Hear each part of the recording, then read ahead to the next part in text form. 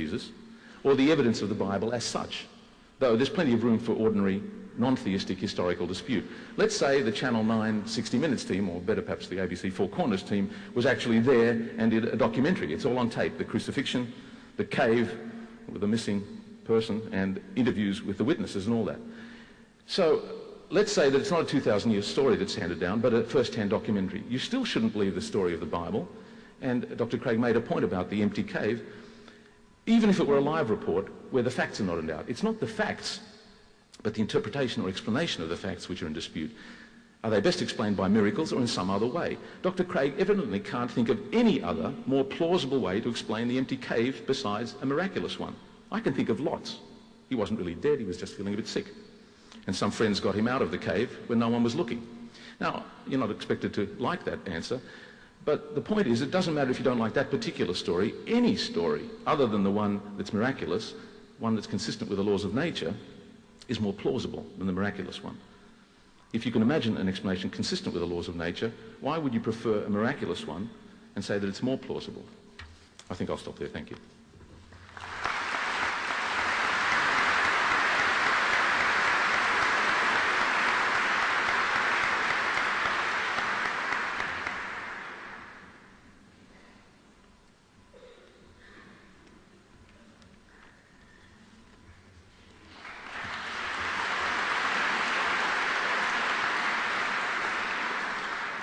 In responding to Dr. Slezak's critique, I would like to pick up first on my third argument concerning objective moral values in the world. And here, frankly, after even reading his material as well as listening to his response, I'm not clear as to which of my premises he denies. My first premise is that if God does not exist, then objective moral values do not exist. And he seems to grant this premise. He says that moral values are rooted in human sentiments, that to commit a moral lapse is something like doing a grammatical error. Now, that's exactly my point. Without God, there is no basis for thinking that human morality is objective. It's just rooted in human sentiments and social conventions. Michael Roos, in his article, Is Rape Wrong on Andromeda, asked the question, would rape be wrong for other intelligent organisms like extraterrestrials? And he says, although the immorality of rape is a human constant, we cannot thereby assume that it will be a constant for other organisms, including extraterrestrial intelligent organisms. Certainly, if we look elsewhere in the animal world, we see that acts which look very much like rape occur on a regular basis. Furthermore, there are good biological reasons why this sort of behavior frequently occurs. If a male animal is prepared to attempt rape on occasion, then he is more likely to reproduce than otherwise. Now, this raises some very troublesome questions. First, how should these extraterrestrials who regard rape as moral behave toward us? What if they're sufficiently similar to mammals to be able to copulate with human females? Now, to their thinking, raping throughout the earth would be morally acceptable. And if we protested, but we humans don't think that's right, then on Dr. Slezak's view, all that they would have to say is, well, that may be your human sentiments, but that morality doesn't apply on Andromeda, as Professor Slezak said. It's just an ephemeral result of your evolutionary conditioning, and our doing this is simply akin to a grammatical mistake. We speak a different moral language than you do, and for us, what we're about to do to you is perfectly acceptable. In fact, suppose these extraterrestrials were as superior to us as we are to pigs and cattle, and they decided to farm the earth and use us for laboring animals or even food. What could we say to show them that what they're doing is immoral or is wrong? There's nothing on an atheistic view that we could do to show them that human morality is objective.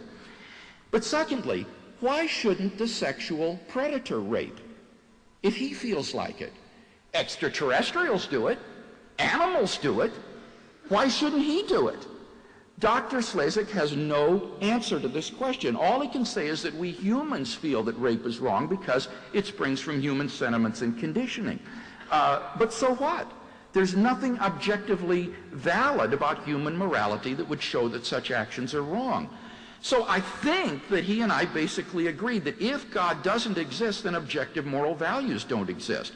But I maintain that objective moral values do exist, and this is apparent from our moral intuitions concerning moral situations. As the ethicist Walter Sinnott Armstrong writes, the most common way to choose among moral theories is to test how well they cohere with our intuitions or consider judgments about what is morally right and wrong, about the nature or ideal of a person, and about the persons of morality.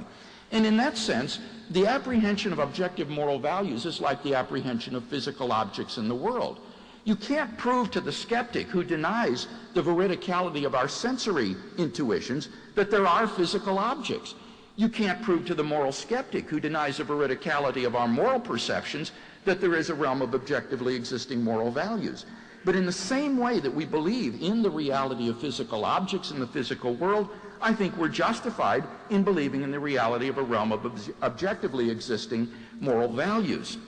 So I think that if you agree with me that there are certain things that are really right and wrong, like child abuse, cruelty, and slavery, then you will agree with me that we need God as a transcendent foundation for those objective moral values. What about the evidence concerning the life, death, and resurrection of Jesus? Note that Dr. Slezak is prepared to grant the radical claims of Jesus, the facts of his empty tomb, post-mortem appearances, and origin of the disciples' belief. What he tries to do is to offer a counter-explanation, and I was astonished to hear him offer the old apparent death theory. This is the theological equivalent of the flat earth theory.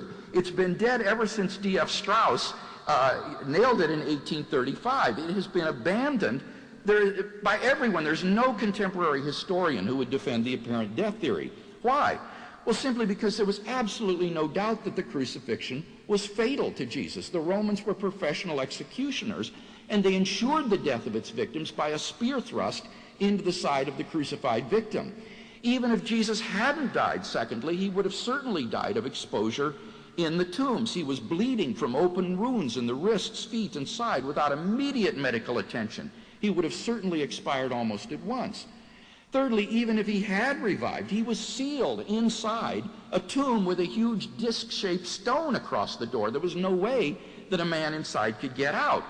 Fourth, even if he had gotten out, the appearance of a half-dead Jesus, desperately in need of medical attention and bandaging, would hardly have elicited in the disciples the worship of him as the risen Lord and the conqueror of death.